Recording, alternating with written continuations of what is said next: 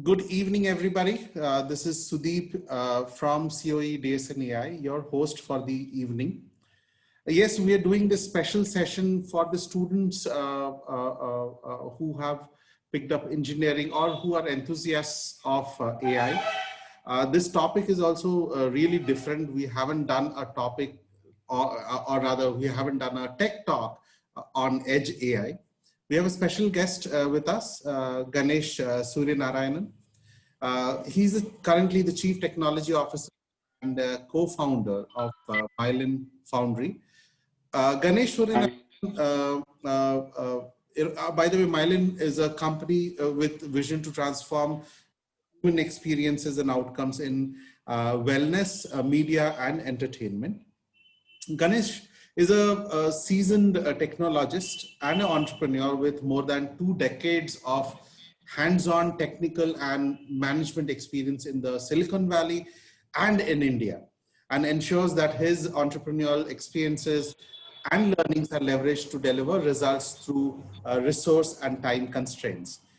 Ganesh is passionate about leveraging the power of deep learning, cloud and edge computing to build innovative solutions that augment human creativity in the fields of entertainment, visual effects, music, and in using AI, improving health and wellness outcomes. He is also deeply inspired by the potential of AI as we move from detect and diagnose to predict and prevent paradigms. Ganesh has 3 patents in his name, holds a BE honors in electrical and electronics engineering from University of Madras, and MS in electrical engineering from Virginia Polytechnic Institute and State University. He has a certified degree in executive management program for entrepreneurs from IIM Bangalore. Ganesh, we are so glad to have you for this session. Before I Thank you, Sudeep. A quick shout out to all the participants. Thank you so much for joining in. We have got your questions, and we will be taking it up towards the end of the session. Request, if you have any questions in between, you can always key in the Q&A panel right at the bottom of your screen. Okay, Ganesh might have some questions for you. You can raise your hands and I can unmute you so that you can speak up and talk to him. With that, over to you, Ganesh. Thank you, Sudeep. Thank you. Thanks for the opportunity, and good evening, everybody. Also wanted to thank my colleague Divya from Myelin and Madhav, Supriya, and Sudeep from NASCOM for the opportunity to interact with all of you. Today's talk is about something that I'm quite passionate about: Edge AI versus, let's say, Cloud AI, which is, again, we'll talk about that. So Edge AI is being seen as the future of AI. It has a lot of potential, a lot of opportunities, but also has a bunch of challenges that are not totally solved. So this is pretty much the edge of AI as well, in terms of the direction of AI. So the slides I have here are supposed to be interactive. I didn't want to be a boring, one-dimensional, one-directional talker. So given all of you are, in BE or BTech, I thought I could make it more interactive and have you folks also interact with me. We can debate, discuss, and go that way. Is that okay, Sudeep? Is that still okay with you? Yeah, within the time constraints, of course. Yes, absolutely. Sure. So great. So if there are any questions, I can take them now, or I can get started. Okay, I think we'll get started now. Yeah. All right, great. So what I'm going to do, folks, is start off by just working. Yeah. So I just wanted to share some images, and I'd like a few of you, in the interest of time and also the scalability of this platform, to just answer or just have an opinion whether something is an Edge AI solution or not an Edge AI solution. So that way the conversations can be, thought-provoking. So this is a satellite imagery application where a satellite is taking, images of, let's say, an airbase, and it's classifying these Russian place. So what do you think? Is this an EdgeAI solution or not? So the answer you can key in your chat window with a yes or a no.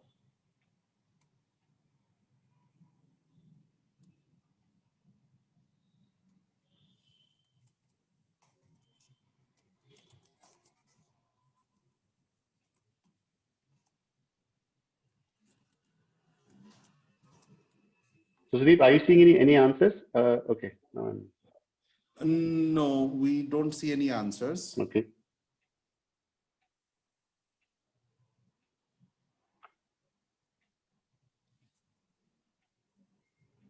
So maybe I can take a shot. Sure. Okay.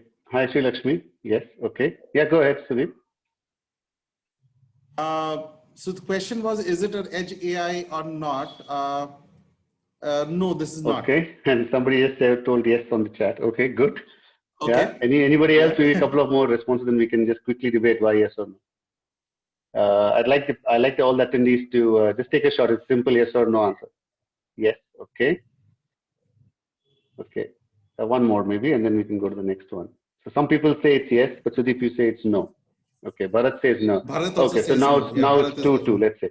So Sudeep, maybe Bharat, if you could tell me why it's not an EdgeAI solution.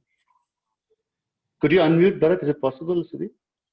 Yes, I can unmute him. Thank you. We hope it works. I'm allowing you to talk. Hello, Bharat. Yes, sir. Am I audible? Yes, very much, Yes, you very are. much. Sir, actually, don't have an exact reason why it is not a AI, but I prefer to say it's not AI just because we can just have a program which can just identify the flights and which can just classify the name of the flights. So I don't need that to be just an AI. You can just have some programs also. Okay, just have a program also. Okay, and where will the program be running? Program be running on some software or some. Okay, great. Okay, and for the folks who said yes, like Sri Lakshmi maybe or Anuranjan. Anybody who wants to speak up?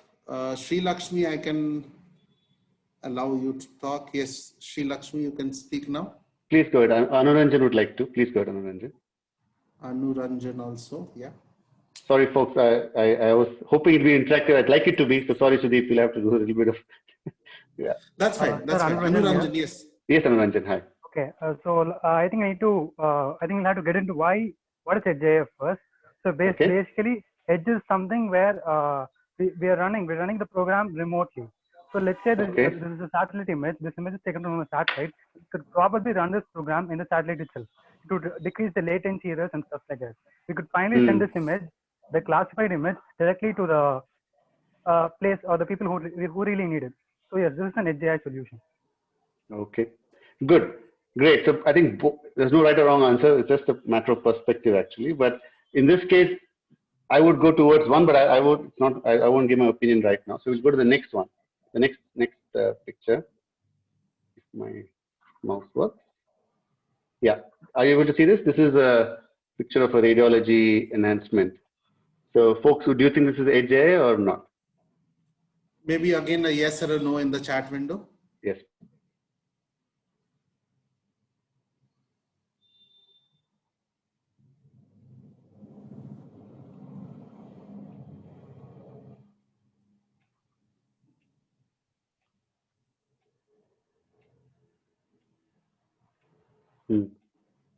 Okay.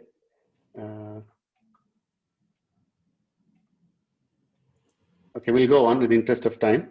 Yeah. And I think we might be running out of time. What about this? This is an easy one.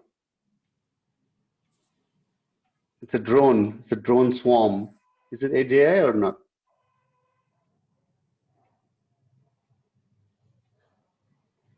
Anybody from the audience?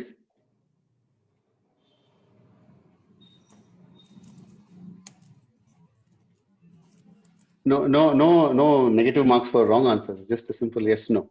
So, I think yeah, you may share your response. EdgeAI, yeah. EdgeAI? Yeah. Okay. Okay. What about you, Madhav? Divya? Sir, Anuranjan, yeah. Okay. Okay. What about you, Madhav? Divya? Okay. Okay. What about you, Madhav? Divya? Okay. Okay. What about you, Madhav? Divya? Okay. Okay. What about you, Madhav? Divya? Okay.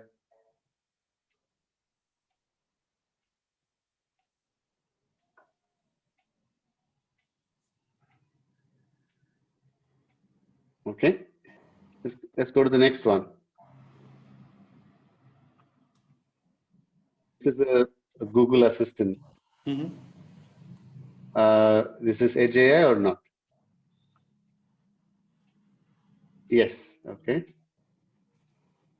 Anuranjan, yes. Okay. Divya, yes. Okay. I think this is a resounding yes, right? So this is like, okay, this seems like an EdgeAI. I think the others are not so much an EdgeAI. Okay. All right. So we just, let's not decide any answers now. We'll just keep going. Okay. This one, this is quite a famous example of, what do you guys think? This is EdgeAI, you think? Definitely yes, I think. Yeah. Definitely yes. Okay. Great. This one. This is visual effects programming. Uh-huh. This is EdgeAI.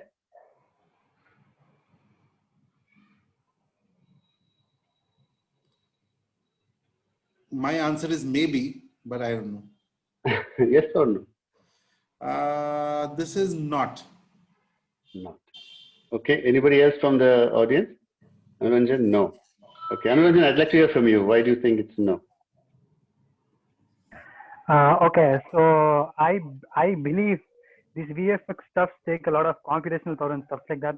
So it can't probably put into an edge system. That's what I believe. Good. Okay. So that's an interesting point. So you're saying that if you don't have enough computation power, it may not fit in an edge system. Yes, that's what I hope. Okay. But the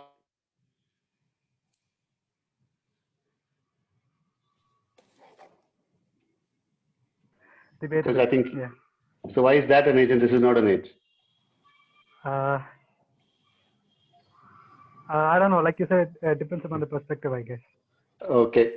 Okay. No worries. So we'll just go back and look at these pictures again quickly.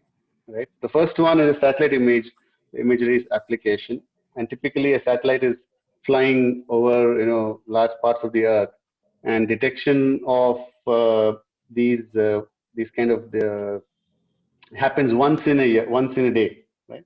That the satellite flies over, they detect it, and these things are not moving around that much. These fighters and these points with their ships, they don't move. So, and this can be done offline. This doesn't have to be done on a satellite. It can be done offline, right? So and also when you talk to a satellite, thousands of kilometers up in the sky, the latency of getting data back and forth is not trivial. It's actually significant latency over very constrained channels of communication. So this would make sense to take the data offline, do the classification, and that's enough for the application that this guy is talking about, right? You don't have to know if that MiG-29 moved away, in the next 1 second. It's there. It'll be there. If the next half an hour the satellite comes back, or next 1 hour it's not there, okay, we know it's not there. That's good enough, right? So that might not be an EdgeAI solution, might not be, right? The enhanced radiology solution again requires a lot of computational power, a lot of graphics power. Typically is done on the cloud, on the server. Drones, depending on the application, have to do a lot of work locally in real time. As they see, they must react. If they're doing pesticide control or they're doing surveillance, they may have to shoot something down, or they may have to take somebody's picture, or take a marriage ceremony, let's say, or do pesticide spraying. So that qualifies to some kind of an edge solution. NLP, this one definitely edge solution. Autonomous car, the edge solution. VFX again requires a lot of computational power. Doesn't have to be real time. Can be done in non-real time paradigm. So it can be done on the cloud. And somebody doing VFX on the edge, probably not needed. So all I'm saying is it's also application driven. It's application driven. It is compute driven. It is communication driven. So that's the difference between edge AI and cloud AI at this level of conversation. Right? So if you now ask the question, hey, what is edge AI? Right? So if you look at what is edge AI. So let's talk about typically in an internet paradigm, what is the typical data flow and response? Right? So you have IoT, everybody knows about IoT. you have the edge, which is and then you have the cloud. So if you talk about edge computing, right? Edge computing it was the big thing. There was cloud computing where everything was run on the cloud. Then the edge came along. So you had IoT. So you had these wearables and surveillance cameras and smartphones. Smartphones actually are a very interesting use case. So let's not go there. But let's say wearables and surveillance cameras and small machines that could do small things. The IoT became very, very, very powerful.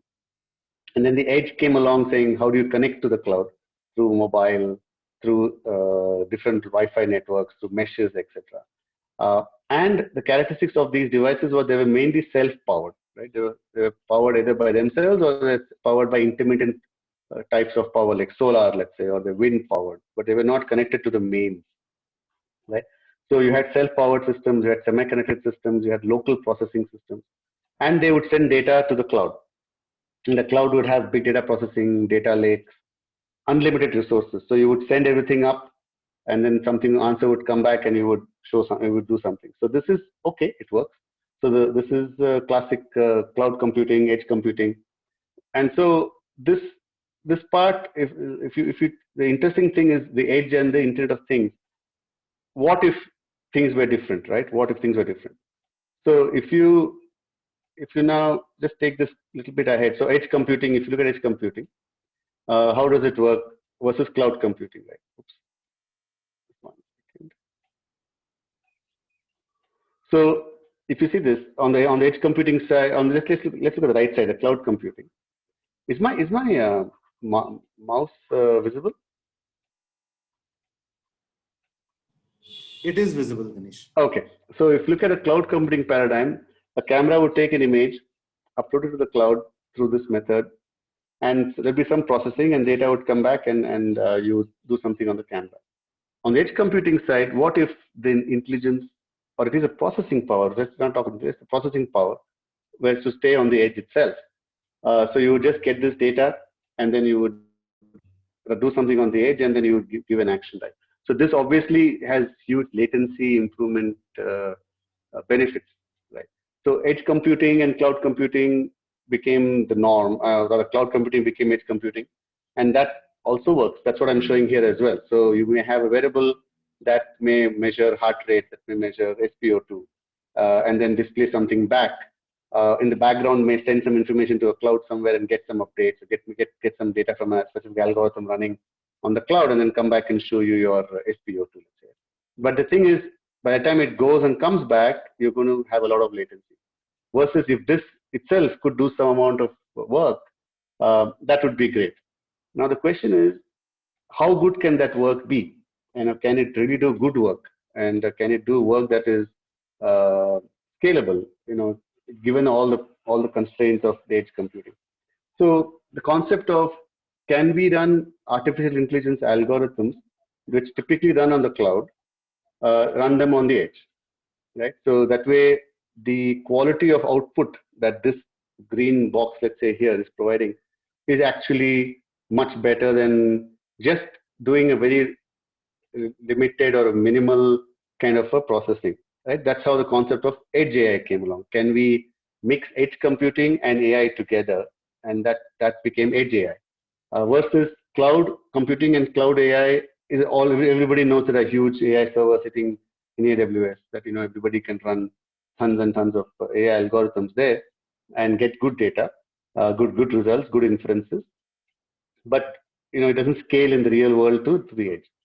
So what if we did something like this? We said that let's train for something on the edge on the cloud. So let us train on the cloud. What I mean is, let's train for specific use cases. Let's say you want to detect humans. You want to detect a drone has to detect, let's say, an enemy target, or it wants to detect a kind of a crop that it wants to spray. So let's train for this application in the cloud using all the unlimited resources you have on the cloud. All the GPU resources you have, all the TPU resources you have. Train it and let it run with all the power and the processing, and let it abstract and get all this information across millions and millions of training sets. Now, once that information is abstracted and available, if you transfer that information, the knowledge, which is shown in the blue line, to the edge device, and that only the knowledge has to be transferred, the condensed knowledge or the learning, so to speak, has to be transferred. And that learning is general enough such that the edge device can handle a majority of the tasks. Right? Majority of the inference, as they call it. Inference inference could mean deduction, it could be prediction, it could be any kind of an action that it wants to do. Right? So if this were done, instead of this device sending data here, doing something here, sending it back, let it just get trained here, and let the trained information be sent to the end device, and let the end device have that information, have that knowledge ready with itself, so it can take decisions on its own with the knowledge that has been gleaned from the past training. So if you look at it that way, it kind of adds more power to edge computing, and it adds more power to the application. So that combination is basically what EdgeAI is. So EdgeAI is AI plus edge computing, right? So AI inference on the edge device. Inference could be done using any deep learning models. It could be done using traditional ML models. That's a whole direction of technical AI models. But if you keep it simple, an AI model is just a way of taking the knowledge that you have learned and then doing some work with it. But the training is very important. That has to happen on the cloud, and the training knowledge can be transferred over the air to the edge for local action. This is a very powerful paradigm shift, right? And this is what EdgeAI is about. The fact that you could have the edge device now learn, rather act based on learning it has received from the cloud that has been trained on huge amounts of data. And that information, the learning information, can be utilized on the edge. So that is what EdgeAI is about. So, of course, there are challenges, opportunities, and different facets. But I just pause here for a second. If there are any questions, and I'm happy to take any questions now if there are any.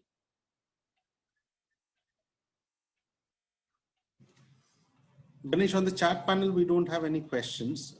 Okay. If no problem. Participants have any, maybe you can unmute yourself and ask. Sure. Okay, no problem. So this is the fundamental difference between a cloud environment and an edge environment, right? So if you take this, this is quite a powerful paradigm, right? So now I'm going to kind of shift gears, if this is clear, to talk about what could be the benefits of such a paradigm, right? So if you take an example of, let's say, a car that is driving on the street, or a drone that is doing some work, that is getting knowledge from the cloud and doing some activity or some action on the ground, so to speak, what could be the benefits, right? So if there are any questions, any inputs here, it will be great.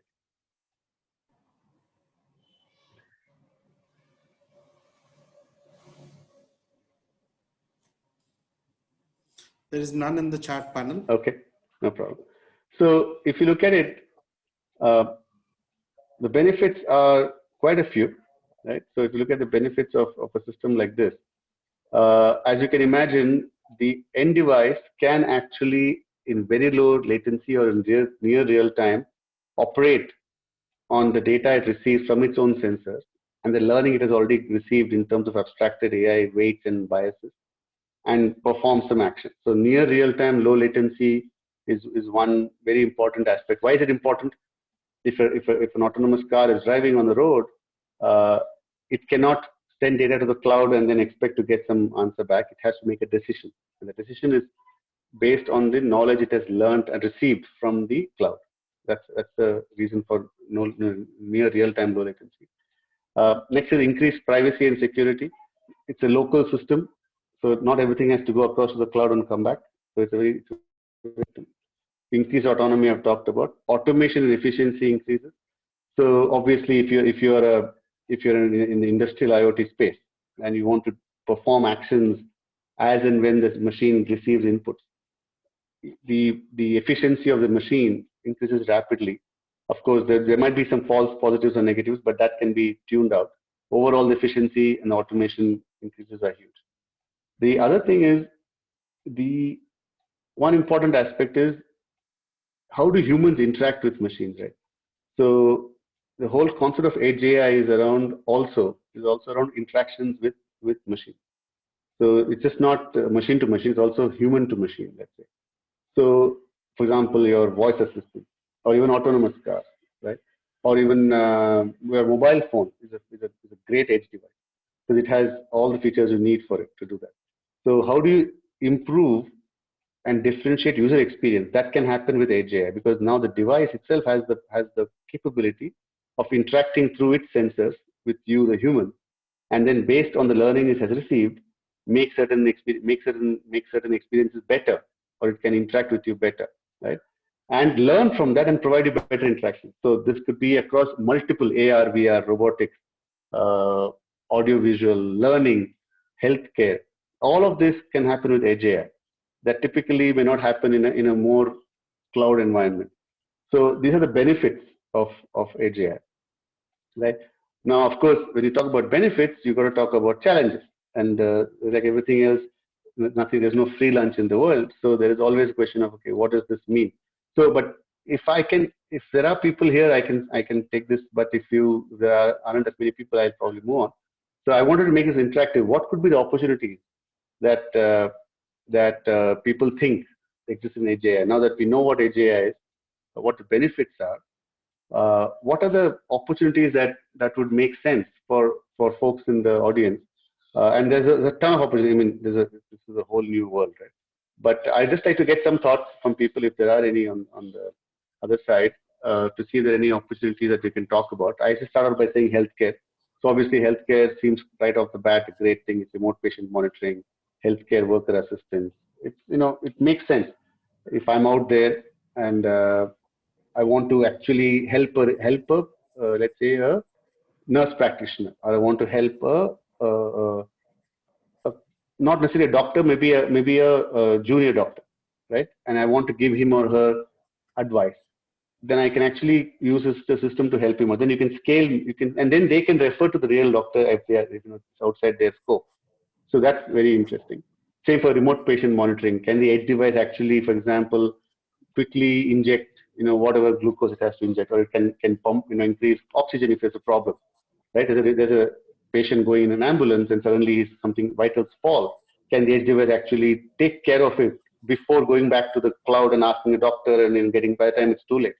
So there's a lot of benefits there. It's a huge market, but it's a tough market to scale, mainly because of efficacy at scale. It's a government, it's a public good, so it takes longer. And it's a very diverse problem. There's so many medical conditions and there's a lot of what if conditions. What if the edge device does something wrong? Then who's taking responsibility? So it becomes a tricky problem.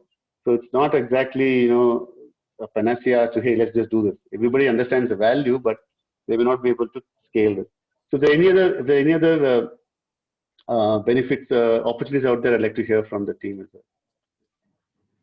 You can just maybe agriculture, Ganesh? Absolutely, agriculture.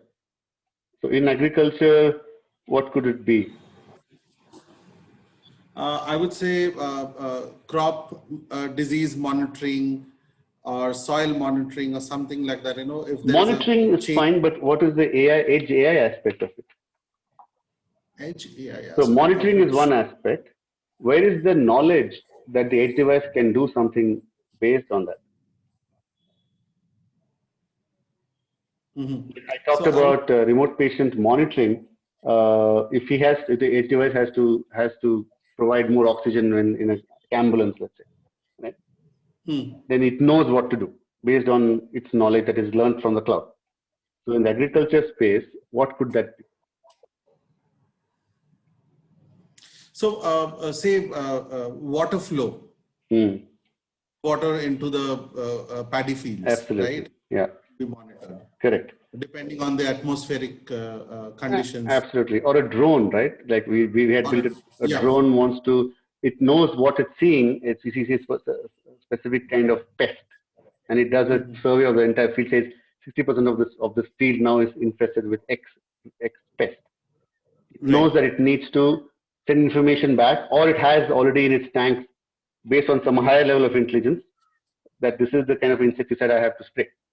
It goes and does that. So that is a classic EdgeAI thing. It's real time, it's closed loop, it's learned from a lot of information, and it knows what to do. Right. So that's a very good example of agriculture. So it's about actually closed loop mechanisms, right? So versus just monitoring, actions based on learning. Yep. Right? It's a combination that creates a closed loop. That is what EdgeAI is about. Right. The other thing which I can think about, I was thinking about traffic signal monitoring, and probably if there is anybody breaking the signal, he's penalized with a fine at the same time. Absolutely. Coming to his system or something like that. Absolutely. Yeah, that's basically anomaly detection. Correct. You can say that. Yeah, if something is out of the ordinary, you can immediately go and flag it, and you can actually send a human to go and fix it, or you can actually track it and send an immediate SMS or something to that guy saying, "Hey, here's a ticket for you." And that's right. Sir, I think I could harp on something here. Please do, yes. Okay, so I think I would like to discuss two use cases here, something interesting I found. First, I would like to talk about the trial guard AI system of Intel.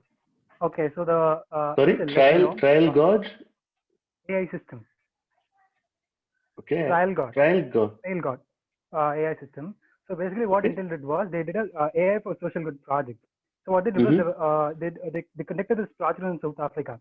So there was a lot of poachers, people who were poaching elephants and stuff like that. So what they did was they basically used their MVP. I don't remember the correct technical term of it. So they used their own patented technology, and they built a very own edge device to monitor the forest. We already have motion sensing capturing cameras in forest, right? But they just monitor them, so they just send the feedback. But they wanted something that could identify the humans in real time, and if they could only send the location and the image of the humans present in the place, these people would send a search party or something like that from a nearby petrol. Great. That was something really interesting I found. So the second use case I would talk about was anomaly detection in ATM centers. So this was something a project I did for a while ago. Yeah. It wasn't like really full-fledged. Like I just said, like the very beginning, like I was conducting the due diligence tests and stuff like that.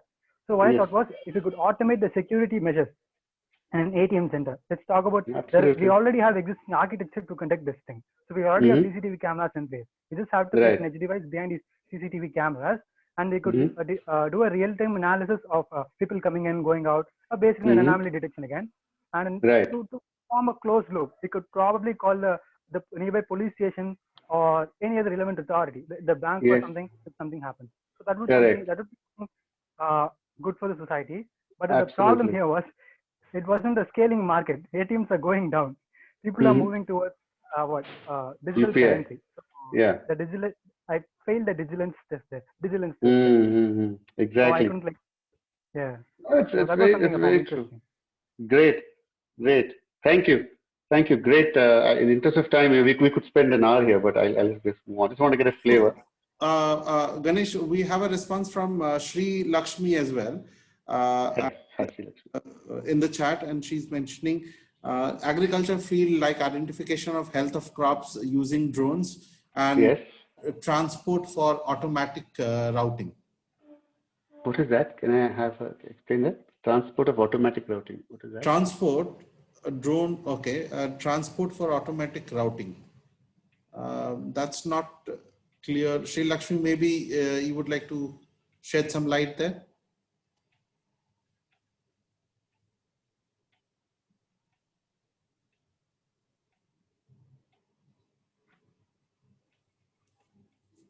I think it's okay. Ganesh, we can proceed. Yes, no problem. Yeah. Thank you, Sri Lakshmi. Yeah, that's transport for automatic routing. Okay, maybe we can have a talk later. So this is great. This is all fantastic. What are the challenges? So here are some edge devices, right? That you see. on the left-hand side is a remote monitoring unit. It's a drone, of course, satellite. Then you have Alexa. You have VR cameras. You have the mobile. You have this mobile robot that does vacuum cleaning, let's say, and you have your classic autonomous car. So again, just a few points on what could be the challenges. Maybe Anuranjan, you could help. The first thing I would think about again is the computational power here. Like I see a lot of devices here, so I would like to mention that. The second thing would be privacy and safety concerns, probably. Like that. Okay. Yeah. So when you say privacy, what do you mean by that? Okay, so most of these edge devices don't really like what. I could just give an example or something. I read this article somewhere. Like the famous example would be Alexa. So probably what Alexa did was people were talking about something that was happening in the house. Alexa listened to it and it ordered a product related to the talking that was going on its own. So that was an edge process. It happened on its own. No one was no one was involved. There was no cloud. Nothing was happening there. But it just listened to something that was happening and it ordered. I think it was a pregnancy kit. The girl was talking to another girl about the pregnancy issue and stuff like that. And then Alexa ordered a pregnancy kit for the girl, and it created a lot of trouble. So that was something I really think about. Yes, absolutely. Yes, you're right. So there are a lot of challenges, and I just listed a few down. But let's talk about practical challenges first. So what are the challenges? Edge devices have low compute resources, right? So you can't be doing. If you notice, all these devices have limited capability. They're not like they can't solve world problems. They do very specific things because they have low compute resources, they have low memory, they have limited power, and they're not always on. In the sense, they have battery problems. You could go off, and you could be not having power, right? And they could be in and out of communication. So if suddenly a drone decides to go out line of sight, let's say goes for some reason goes out line of sight, or a satellite goes out of visible range, then you're out of communication. Or an edge or a remote monitoring unit like this loses power, we don't know what's happening. So, and what is that edge device doing when you're not around? So these are performance in real world environments is a real issue. It's the technology is there, but practical problems are always there, right? And the edge infrastructure itself is not necessarily the best. So you have remote locations where you may have issues of environmental issues. You may not have communication. You may have poor connectivity. You will have low bandwidth. So you may want to transfer the best knowledge that you have learned in your model and put it out there and say, hey, go do this for me. But you just can't because there's no network or there's no connectivity or the connectivity is very poor.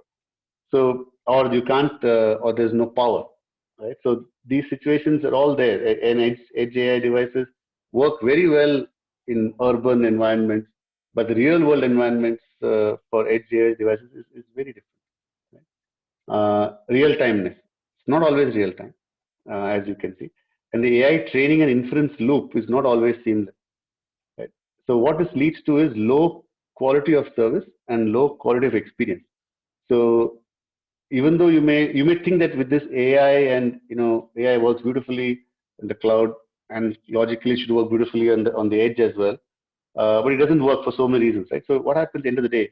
You have low quality of service, and you may not be able to scale the solution out there. And that becomes a real business problem. It's not a technical problem. For a solution to scale from business aspect, it won't happen. There's so many examples, like there's drones or even Alexa, or even autonomous cars. Quality of experience and quality of service is a huge problem. And why is that? Because the huge what if problem, right? What if something happens? What if, we've had issues where there have been Tesla accidents. Accidental drone attacks, and like you said, Anuranjan, privacy. So these are real issues that have not been solved yet in the edge AI world. The technology exists, the ability to put something on an edge, run it, and give some output is there. But is it really scalable? Is it going to solve problems that are diverse all the time, in huge, with 100% reliability? No, the answers are not there yet. Another big challenge. You see these devices, right? These are all the edge devices. very easy to do something here in real, in 0 to 1.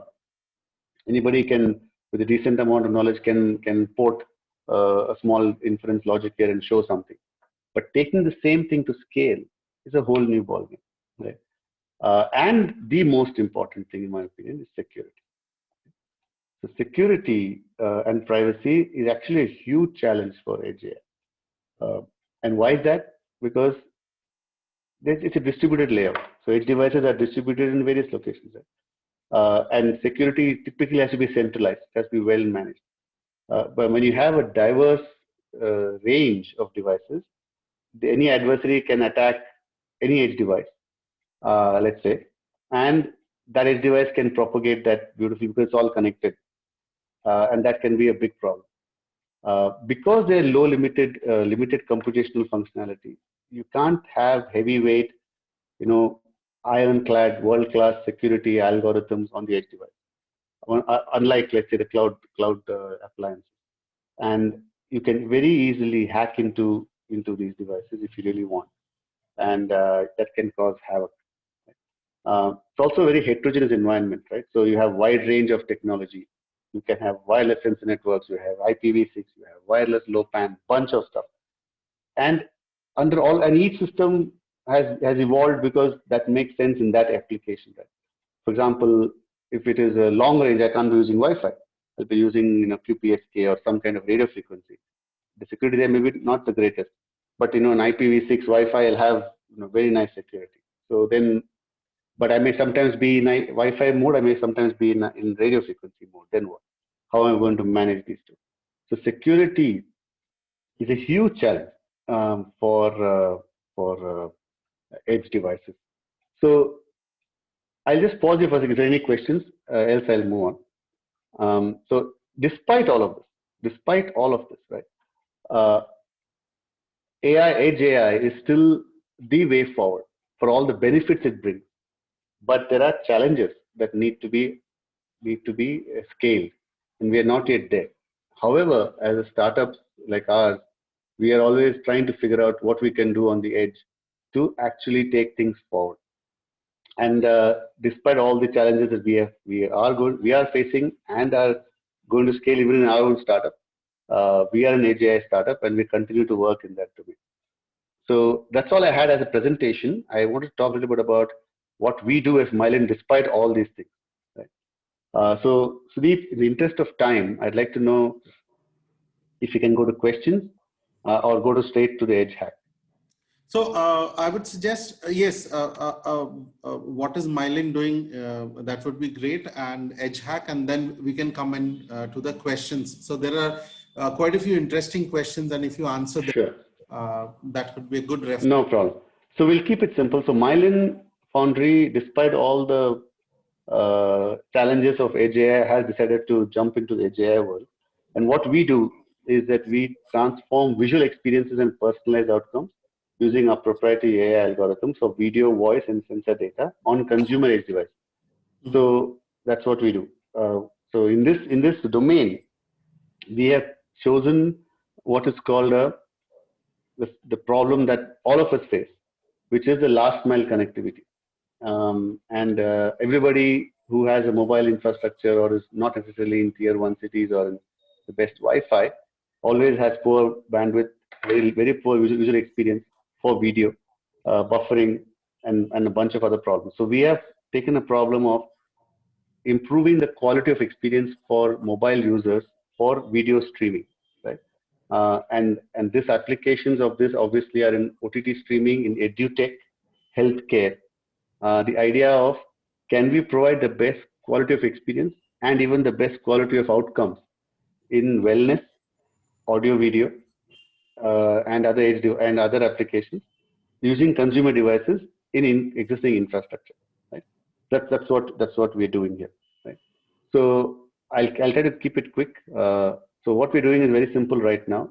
For in our journey, we provide a solution called Fovea, which is reducing costs of streaming by 40% for our customers.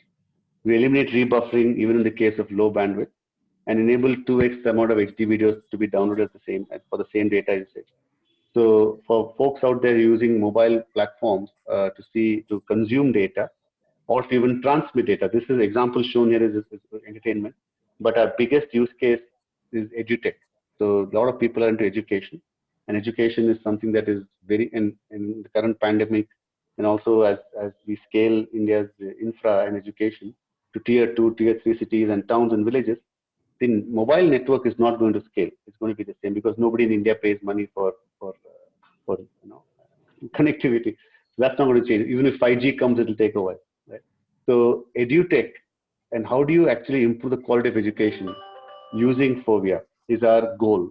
And how do you make something seamless such that people can collaborate, people can have two-way communication, can do 3D imaging, can do 3D collaboration, all of that. We're starting with the OTT, which is the over the top. So our customers are the OTT players of the world. But our goal is to go towards edutech where you can democratize education and transform the education landscape using Fovea.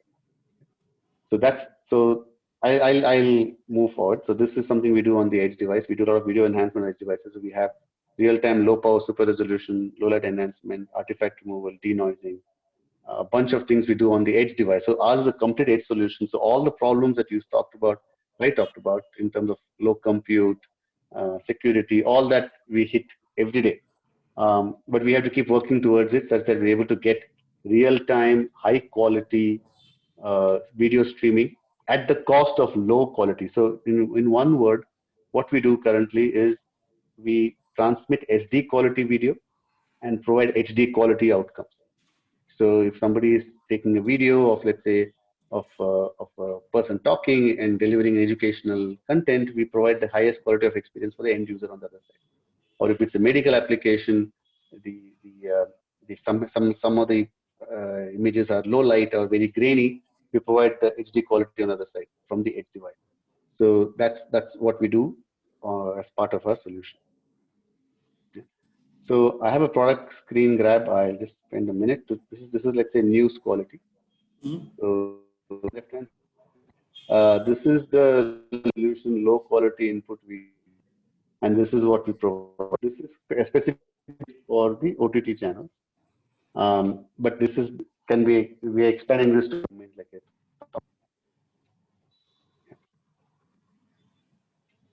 I also want to talk a little bit about Edge Hack. So Steve, I can stop here and talk about Edge Hack later, and we can answer questions. How do you like to do it? Sure. So let me ask you questions. Quite an interesting question. So there is one from Anil. Okay. And Anil is asking, how can we engineer reliability into edge computing applications given the unknown and diverse computational load on the edge? So how can the engineer be reliable into edge computing? Yeah, absolutely. Great question, actually. So also, since it's an engineering question, I'll answer from an engineering perspective. So every engineering system is designed for a certain thing, right? You're not going to be designing the world's best thing given a specific application cost, etc. So an edge device, by definition, has to be low cost. It can't be as costly as a GPU sitting on the cloud, and it has to be a well-defined, low-cost system that works with harsh environmental conditions out there in the field, and it needs to be affordable as well, affordable, reliable. So if you take that into picture, then by definition you will have certain limitations to it. So if you think about the limitations for reliability in an edge device, what are they? There's power, there's connectivity, there's compute, security, right? These four things. I talked about the challenges. All the challenges actually lead to reliability problems in the field. That's why you can't scale this. Currently, the scale up is not happening except in mobile devices where it's a beautiful ecosystem, well controlled, and it has enough compute capacity. It can be recharged by the user. So a lot of these problems of scale are taken care of because of the ecosystem and the way people use these devices. The same thing can be applied, let's say, to a surveillance camera or a machine that's being controlled out in the factory. So, but going back to reliability, so typically you have to look at each of these failing factors for power. So you have to look at alternate power sources. You have to keep always certain backups. Then you have to engineer in terms of connectivity, always have parallel paths, not a single path of failure. So you need to take advantage of your adjacent edge devices in terms of a mesh. So you need to have multiple paths to go to the same place. So that's you have to build those algorithms in for connectivity and collaborative communication to get to the other side. Then security as well is very important. Here again, you have to be smart about not allowing any given edge device to be the point of failure. So you have to do what is called distributed or collaborative learning, so that edge devices together, almost like a almost like a bit chain maybe, or blockchain, sorry, to some extent. But you have to build algorithms such that not everything is dependent on that edge device for its security, collaborative aspect. So the data and the security is shared. So you got to build in that as well for reliability. Compute, you have to think of compute and storage. You must have redundant systems for storage as well. All of these increase reliability quite a bit, also increase the cost. So it's a trade-off between cost and reliability. So that's when it becomes a business problem, saying what's the price performance you're going to get at specific point, and that's the price to pay. So there's no silver bullet. You just have to make this trade-off. Sure. In fact, since Anuranjan is on the call, so Anuranjan's question was, how reluctant is the Indian market to move towards new technologies? And why do we not see initiatives like DeepMind and OpenAI here? Good question. So it's a good question because that's what we keep asking ourselves as well. However, jokes apart, it's a mindset, right? I think there's no dearth of talent and innovation in India. I think there's a question of time and mindset. We are not yet there in terms of being able to think innovatively and take those risks. Like I can tell you from our own experience that when we sell deep tech to Indian companies, to Indian entities, a lot of risk averseness, because it's never been done that way by Indian startups talking deep tech to Indian companies. Right? The risk for deep tech is very high, because what if something fails? And the risk of trusting a startup is very high. Because if, for example, if I go tell my OTT customer, hey, I'm going to save 30-40% of your streaming cost, it's a very juicy thought, but the risk is very high. Versus, let's say, an established company comes and says, hey, this is what we can do, we'll take care of this, etc., etc. The risk is lower. So it's a question of risk. So as the deep tech quality increases from India, and the acceptance of deep tech from India also grows, and the risks are well understood, I think we will see that. And also to understand, something like Silicon Valley, I lived there for 15 years. It didn't happen. It didn't happen in a day. It happened over 100 years. So Silicon Valley's history, or Silicon Valley history is probably 70 years, but the American style of innovation is 200 years old.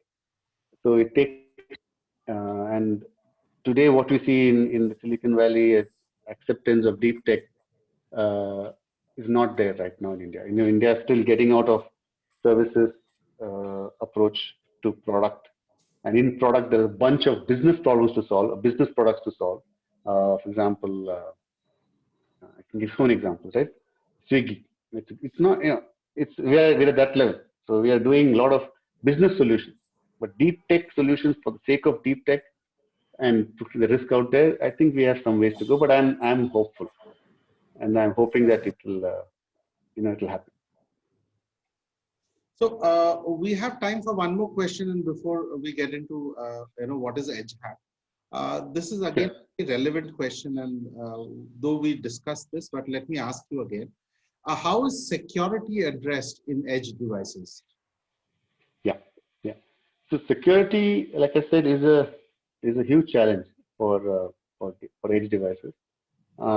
Like for the reasons I mentioned, there are 4 or 5 different things I talked about. Again, there are methods that AI is helping. For instance, if you look at intrusion detection, right? So the same logic that can be used to do some action can also be used to solve security issues. By what I mean by that is, if you look at intrusion detection, right? So you can actually have on the edge device ML algorithms that detect certain aspects of intrusion or anomalies and be self-aware and be self-healing. That's already happening. Next thing is, if you want to have collaborative learning, for example, you have a key to share and to the other side.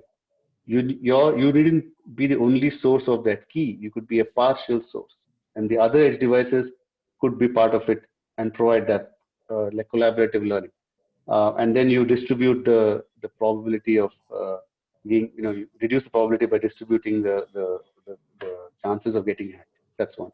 Secondly, every edge device can classify itself as high risk or low risk based on the learning it has got over itself, saying I have been hacked so many times, I can improve myself. So there's a bunch of things being looked at in AI security that is very, very exciting, and it's in fact it's a fantastic area to go to, and it's a very, very deep tech, extremely deep tech, because it has to happen in real time. It can't be done on the cloud. It has to happen in real time, and it has to happen with very limited chances of error. So there are multiple things happening in the world. I just talked about a few, but that's the area to look at actually. Sure. Thank you so much, Ganesh. And now maybe a small brief around EdgeHack, what is expected and what for the students. Sure. So at Myelin, with the help of NASSCOM and KTech Center of Excellence that Sudeep is part of, and Madhav, everybody's part of NASSCOM, through the platform that NASSCOM has called Innovate to Build, we wanted to present a problem statement to the larger population out there, specifically the BTech, BE going population, to see if they can take the work we've done and take it in a new direction, right? So we can actually see if we can provide them a platform that they don't have to think about the problem too much. They could take the problem we have and then build on top of it, and it opens up thoughts and ideas for both us and for the larger population and for the general AI level in the country. So what we're doing is doing an edge hack. It's not a typical hack where it gets done in a day, it's over time.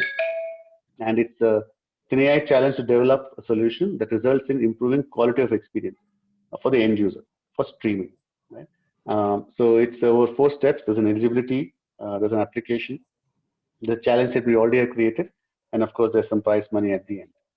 Right? So I'll go to the next slide. Yeah.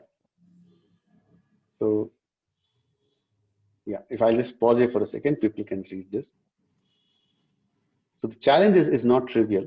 The challenge is to provide the highest quality of experience for 4K streaming video on low compute devices using EdgeAI. So, streaming 4K at high quality in extremely tight, constrained networks and resource constrained devices is not a trivial problem.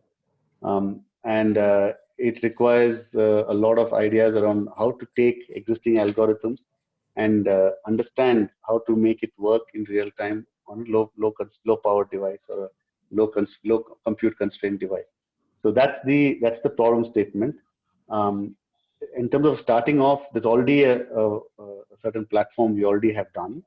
So there's no need to understand the problem to again starting at zero. There's a certain point you can jump off from and then go ahead and build your solution. Yeah, I've talked about this. So for the benefit of everyone and the participants who had registered for this Tech Talk, I'll be sharing an email which will have information about EdgeHack.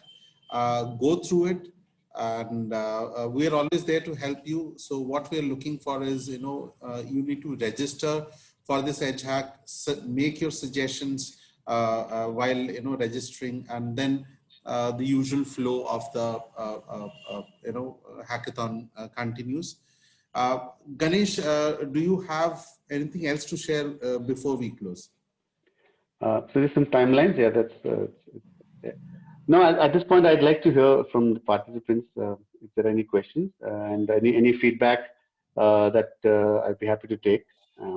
And happy, please feel free to contact me if you have any questions. I'm happy to talk to anybody and spread the word about EdgeAI despite all the challenges, and hopefully take it to the next level in EdgeAI for India. Perfect. Thank you so much, Ganesh. And I don't see any questions or any comments in the chat. Sure. Anybody who would like to remove themselves from mute can speak up. Let's give it a 30-second and. Sure.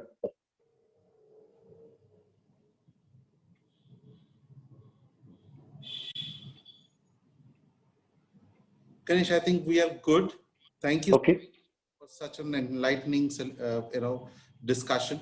Sure. I hope we get a lot of responses from the students, and Sure. look forward to having you again in one of our sessions.